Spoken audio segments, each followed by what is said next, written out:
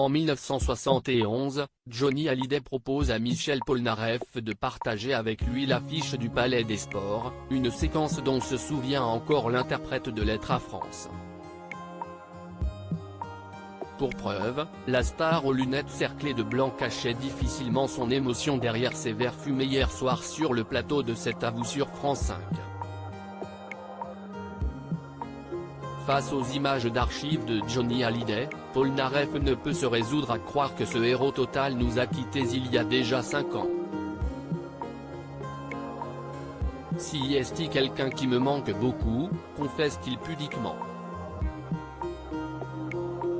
J'étais très proche de lui. Si est-il une superstar. Il a montré un courage exceptionnel sur la fin de sa vie. Michel Polnareff, ému, ajoute, si est marrant parce que Johnny, je n'arrive pas à en parler au passé, je parle de lui comme s'il était toujours là. Mais quelque part il est toujours là. Michel Polnareff ne croit pas si bien dire, un nouvel album posthume de Johnny Hallyday a débarqué dans les bacs en début d'année, l'occasion de découvrir une petite pépite sortie de ses archives, Le Spécialiste, un morceau enregistré pour la BO du film éponyme de Sergio Corbucci sorti en 1969 et dont le chanteur tenait le rôle principal. Michel Polnareff reprend lui aussi du service en 2022. Après 6 longues années d'absence sur scène, la star exilée aux États-Unis s'apprête à sillonner de nouveau l'Hexagone pour promouvoir son nouvel album, Polnareff par Polnareff, dans lequel il reprend une poignée de ses plus grands tubes au piano. Disponible à l'achat depuis le 18 novembre, cette nouvelle galette a été enregistrée chez le chanteur en Californie, avec le même degré d'exigence que ses précédents opus. J'avais toujours le tract. Je chante uniquement quand je dois chanter.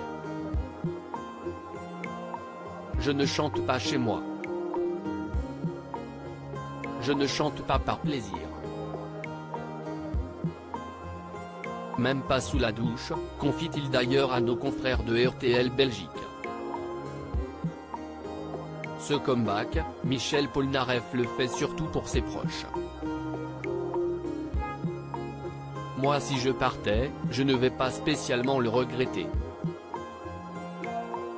Mais j'ai mon petit Luca, son fils âgé de 11 ans, pour lui, je me dois de rester là le plus longtemps possible.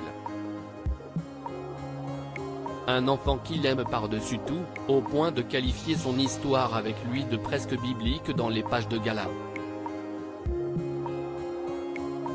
Pourquoi Michel Polnareff a réglé ses comptes avec Patrick Cohen en 2016, Michel Polnareff est contraint d'annuler sa tournée après avoir découvert être entre la vie et la mort. Une interruption brutale qui interroge alors son producteur, Gilbert Coulier, persuadé que la star bluffe pour ne pas avoir à remonter sur scène. Le contretemps interroge également un chroniqueur de Cet à vous, Patrick Cohen. De passage dans l'émission hier soir, Michel Polnareff a pu enfin régler ses comptes avec le journaliste. Le truc qui m'a le plus choqué, si est-il le liner qui disait Michel Polnareff, menteur? Alors Patrick, lance Polnareff à son contradicteur qui s'empresse de présenter ses excuses. Si Patrick Cohen prétend avoir oublié l'affaire, le chanteur, lui, l'a encore en travers de la gorge. Je sais que le liner ne vient pas de vous. Je respecte le fait que vous fassiez une enquête. Ça me paraît tout à fait normal. Mais je vous ai trouvé tout de même très méfiant par rapport à la vérité. Et Patrick Cohen de se justifier, je parlais davantage de la communication, qui paraissait un peu chaotique, que de votre état de santé. Michel Polnareff lève enfin le voile sur les motivations de son producteur à l'époque. On a découvert plus tard que la vraie raison de Gilbert Coulier de ne pas croire à ma maladie, si est parce qu'il n'avait pas pris d'assurance. Patrick Cohen et Michel Polnareff ont-ils enfin enterré la hache de guerre ?